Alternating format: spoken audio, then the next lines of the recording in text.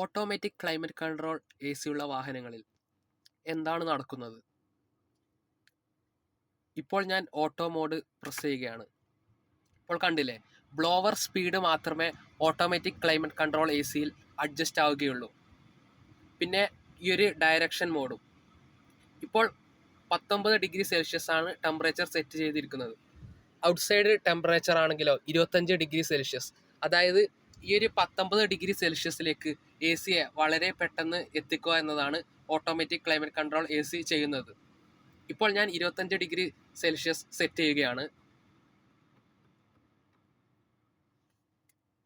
ഇപ്പോൾ കണ്ടില്ലേ, ഈ ബ്ലോവർ സ്പീഡ് കുറഞ്ഞു. ഇപ്പോൾ ACയുടെ കംപ്രസർ കട്ട് ഓഫ് ആവും. നമ്മൾ സെറ്റ് ചെയ്ത ടെമ്പറേച്ചറിൽ എത്തിയതിന് ശേഷം ACയുടെ ടെമ്പറേച്ചർ കട്ട് ഓഫ് ആവുകയാണ് ഈ ഒരു ഓട്ടോമാറ്റിക് ക്ലൈമറ്റ് കൺട്രോൾ ACയിൽ നടക്കുന്നത്. അതായത് ടെമ്പറേച്ചറിൽ യാതൊരു വ്യത്യാസവും വരുന്നില്ല. അത് യൂസർ